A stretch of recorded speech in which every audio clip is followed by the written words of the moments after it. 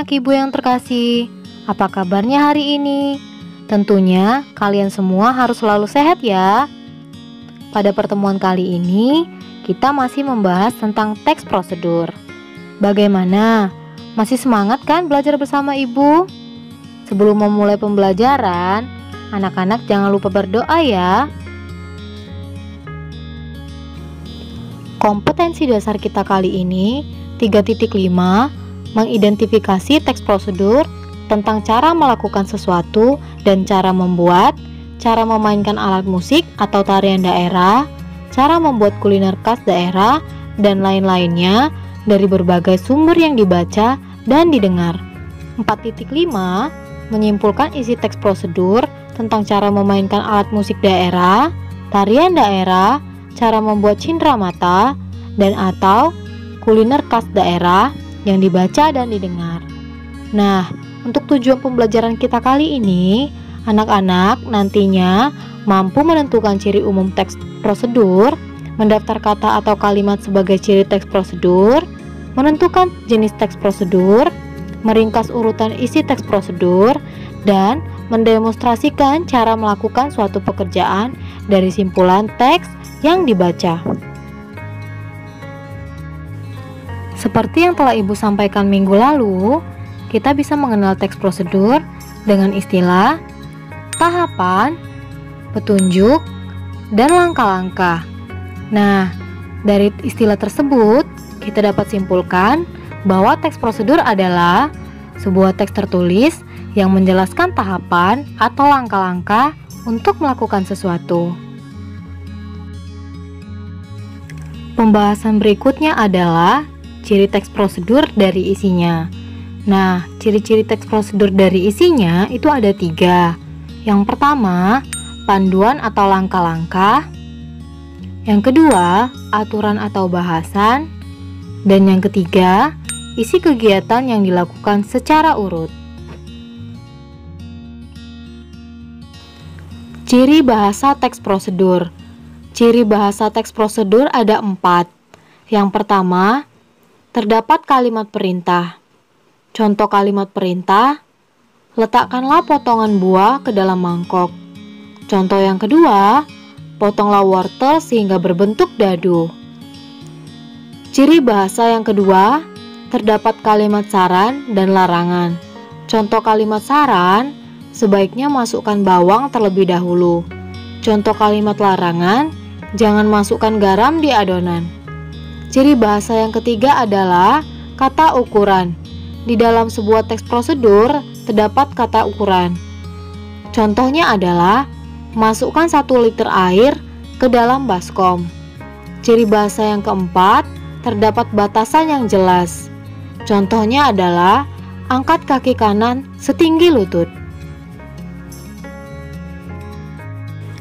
Pembahasan berikutnya adalah jenis teks prosedur. Jenis teks prosedur ini ada 3. Yang pertama, teks prosedur sederhana. Teks prosedur sederhana adalah sebuah teks yang disusun dengan cara yang sangatlah sederhana dan memiliki kemampuan hanya terbentuk dari 2 maupun 3 macam langkah saja. Dari pembentukan teks tersebut, hanya melakukan penjelasan terhadap bagian yang dianggap paling penting dan pada bagian dari awal tidak dilakukan penjelasan.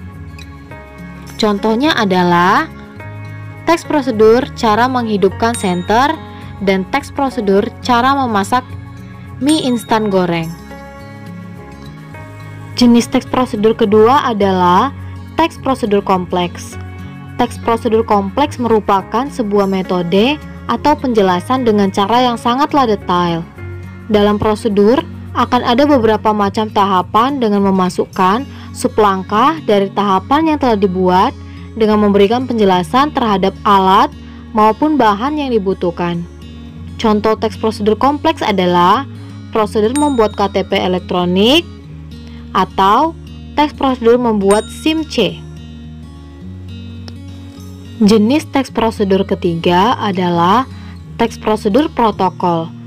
Teks prosedur protokol merupakan sebuah bentuk prosedur yang memiliki sifat fleksibel. Dikarenakan terdapat langkah yang jika tidak berurutan, tetapi akan tetap sama hasil akhirnya.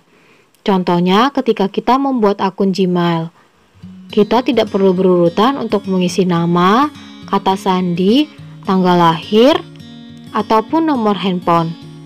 Kita tetap bisa memilih mana yang akan duluan kita isi.